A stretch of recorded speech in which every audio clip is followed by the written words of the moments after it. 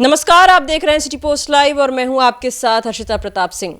बड़ी खबर बिहार की राजनीति से जुड़ी हुई और बदलते समीकरण को लेकर हम बात कर रहे हैं राष्ट्रीय लोक जनशक्ति पार्टी के अध्यक्ष पशुपति पारस और राजद सुप्रीमो लालू प्रसाद यादव की। पशुपति पारस ने आज दही चूड़ा का भोज रखा। नीतीश कुमार के साथ साथ लालू यादव को भी बुलाया और केवल बुलाया नहीं, अब उनके साथ जाने का, उनके साथ चुनाव लड़ने का फैसला भी कर लिया है। पशुपति पारस का बयान हमने आपको अभी अभी सुनाया था और अब लालू यादव का भी बयान सामने आया है, जिसमें लालू यादव ने भी कह दिया है पशुपति पारस साथ आ रहे हैं। अब इस फैसले को लेकर आने वाले चुनाव में बिहार की राजनीति में क्या कुछ होने वाला है, इन बातों पर चर्चा करने के लिए मेरे साथ वरिष्ठ पत्रकार दीपक शर्मा जी मौजूद हैं।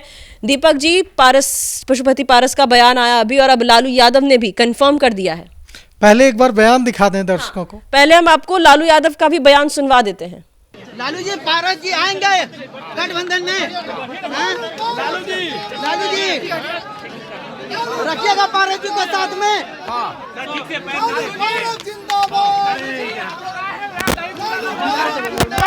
तो देखिए क्या कह रहे हैं लालू प्रसाद यादव। लालू प्रसाद यादव कह रहे हैं कि पशुपति कुमार पारस हमारे साथ रहेंगे, हम महागठबंधन का हिस्सा होंगे। अब यह एनडीए के लिए हार नहीं है। एनडीए की जो स्थिति विषम हो रही थी, मुश्किल हो रही थी, उससे एनडीए को निजात मिल गई। एनडीए के सामने दिक्कत ये आ रही थी कि एक अनार 100 बीमार वाली स्थिति थी। सीटें सीमित और गठबंधन के घटक दलों की दावेदारी बहुत बड़ी। अब चिराग को दें सीट कि पशुपति कुमार पारस को दें। अब तो बीजेपी को निजात मिल गई। अगर पशुपति कुमार पारस, अब अगर का तो सवाल भी नहीं है। लालू प्रसाद यादव बाकायदा उनके घर गए और उन्होंने वहाँ पत्रकारों का सवालों का जवाब देते हुए यह खुलकर कह दिया कि पशुपति कुमार पारस हिस्सा होंगे महागठबंधन का, इंडिया अलायंस का बिहार में। अब महज 10 महीने 9 महीने बचे हैं चुनाव में। आप सोचिए कि अगर एनडीए में चिराग पासवान भी होते और पशुपति कुमार पारस भी होते, दोनों की पार्टियां होती, कितनी तकलीफ होती सीटों के विभाजन में, क्योंकि दोनों का जो वोट बैंक है वो तो एक ही है। हालांकि चिराग पासवान ने काफी हद तक यह मैसेज देने में कामयाबी हासिल की है कि रामविलास पासवान का जो वोट बैंक था वह वोट उस पूरे बड़े वोट बैंक पर जो उत्तराधिकार है वो चिराग पासवान ने स्थापित कर लिया है। यह मैसेज देने में वे काफी हद तक सफल रहे हैं, न केवल बिहार में हर्षिता, बल्कि झारखंड में, और अभी आपने देखा दिल्ली में जब सीटों के बंटवारे की बात आई तो वहां भी। तो अब यह सवाल यह उठता है कि पशुपति कुमार पारस को अपने साथ लेकर लालू प्रसाद यादव को, जो पासवान मतदाता हैं, उनके वोटों को शिफ्ट कराने में कितना फायदा होगा, यह देखने वाली बात होगी। ये बड़ा सवाल है कि शिफ्ट कितना करवा पाते हैं पासवान वोट। लेकिन एक सवाल ये भी है, क्योंकि दिल तो तभी दुखा था पशुपति पारस का जब लोकसभा चुनाव में सीटें नहीं मिली थी।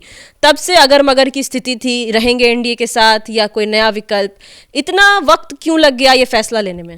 नहीं, देखिए, पशुपति पारस भी ये अच्छी तरह समझ रहे थे कि ज़्यादा फायदा उनको होता, उनको ऐसा लग रहा था कि ज़्यादा फायदा होता कि एनडीए में ही उनकी बात बन जाती।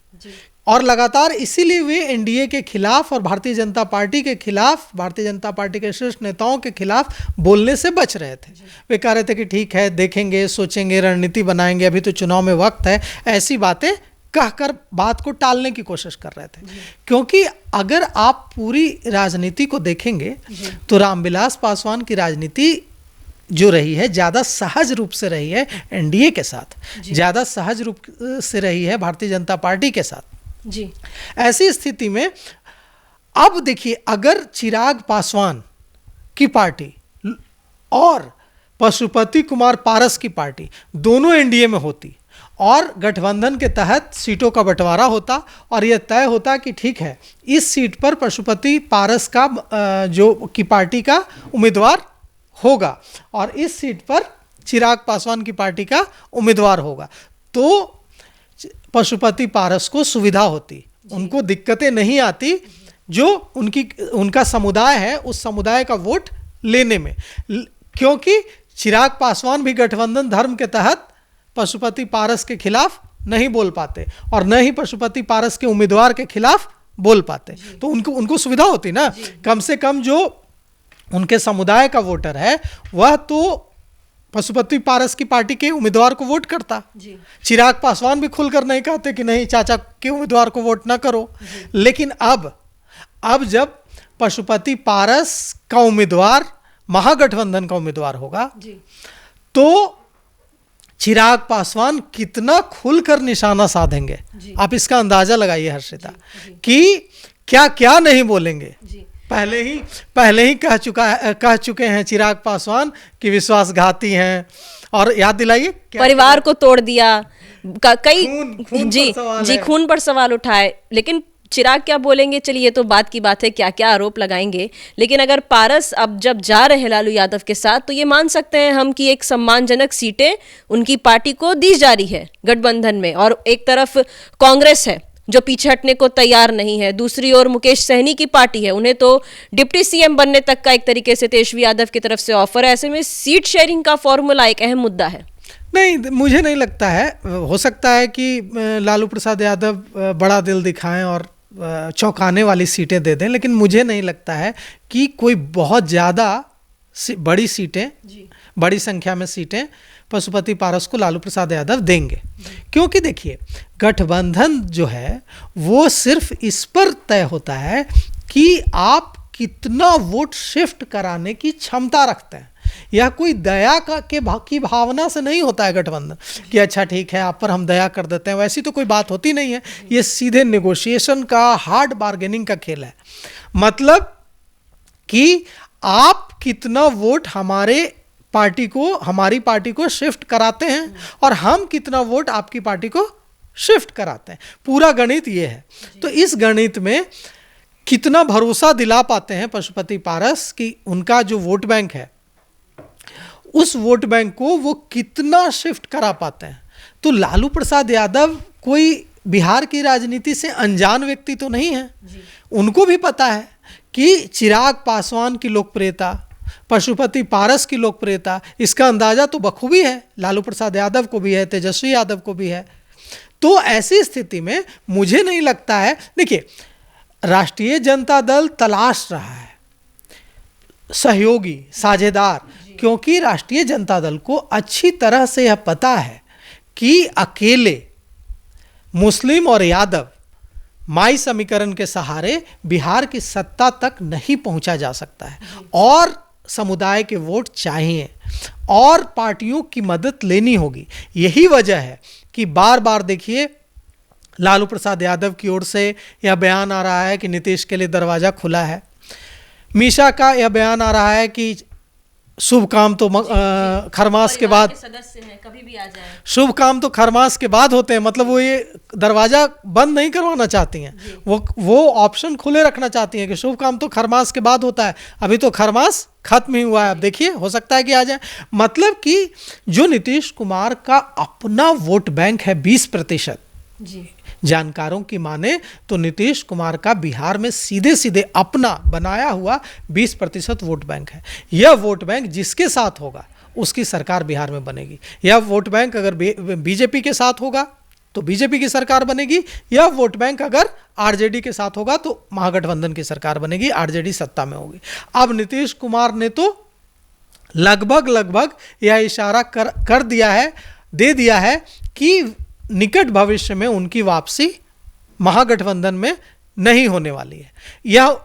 यह संकेत उन्होंने दिल्ली विधानसभा में चुनाव में को लेकर सीटों का जो बंटवारा हुआ वहां बहुत कम में मानकर भी दे दिया और खुलकर बयान भी दिया। और सिर्फ बयान देते तो लगता कि बाद में बयान से मुकर जाएंगे, पहले भी तो मुकर जाते थे, लेकिन उन्होंने अपने बॉडी लैंग्वेज से, अपने अंदाज से भी उन्होंने इशारा कर दिया कि ऐसी संभावना नहीं है। तो अब राष्ट्रीय जनता दल के पास भी क्या रास्ता है? राष्ट्रीय जनता दल तो के पास भी यही रास्ता है कि जो सहयोगी, जितने सहयोगी वो जुटा सकती है। क्योंकि अगर हम बिहार के दलित मतदाताओं का वोट बैंक देखें तो एक बड़ा वोट बैंक है और हर पार्टी को सत्ता तक पहुंचाने में यह जो वोट बैंक है यह एक बड़ी भूमिका निभा सकता है। तो ऐसी स्थिति में हम एनडीए में, चिराग पासवान एनडीए में। तो आप राष्ट्रीय जनता दल को भी ये लग रहा होगा ना कि हमारे लिए, हमारे प्रत्याशियों के लिए दलित वोट बैंक में सेंधमारी कौन करेगा, हमारे प्रत्याशियों को कौन दिलाएगा, जो दलित मतदाता हैं उनको हमारी ओर कौन खींचेगा। राष्ट्रीय जनता दल में भी कई दलित नेता हैं, बड़े नेता हैं, लेकिन चिराग पासवान और पशुपति पारस की जो छवि है वो उनका अपना एक प्रभाव है। लेकिन अब यह देखना होगा कि पशुपति पारस कितना भरोसा दिला सकते हैं लालू प्रसाद यादव को, आरजेडी को, तेजस्वी को कि हाँ हमारा जो वोट बैंक है, हमारा जो कोर वोट बैंक है, उस वोट बैंक को हम कितना आरजेडी में शिफ्ट करा सकते हैं। और अगर यह भरोसा दिला पाएंगे तो उनको उनके मन मुताबिक सीटें मिल जाएगी। लेकिन मुझे नहीं लगता है कि कोई बहुत बड़ा फायदा और बहुत, मतलब इसको इस तरह से समझें कि मुझे नहीं लगता है, और जो जानकार कह रहे हैं कि चूंकि पशुपति पारस के पास कोई ऑप्शन नहीं था अभी कि हाँ किस ओर जाए, तो एनडीए में उनके लगातार वे अपील कर रहे थे, लेकिन एनडीए की ओर से कोई ऐसा संकेत नहीं आ रहा था जिससे वे इंतजार भी करें। एनडीए की ओर से कोई ऐसा संकेत नहीं आ रहा था। तो ऐसे में आज जो लालू प्रसाद यादव ने कह दिया कि हाँ पशुपति पारस अब हमारे साथ हैं, तो देखना यह है कि कितनी सीटें, अभी तो घोषणा होने में समय है, लेकिन देखना यह है कि कितना इंपॉर्टेंस, कितनी अहमियत पशुपति पारस को यहाँ मिलती है। चलिए, बड़ा सवाल है ये, कितनी अहमियत मिलती है, कितना विश्वास जीत पाते हैं पशुपति पारस लालू यादव का। तो वहीं बात करें चाचा भतीजा की, तो अब सही मायने में आमने सामने होने वाले हैं चाचा भतीजा, लड़ाई तीखी होने वाली है। फिलहाल इस खबर में इतना ही। आप आगे की खबरों के लिए देखते रहिए सिटी पोस्ट लाइव। धन्यवाद।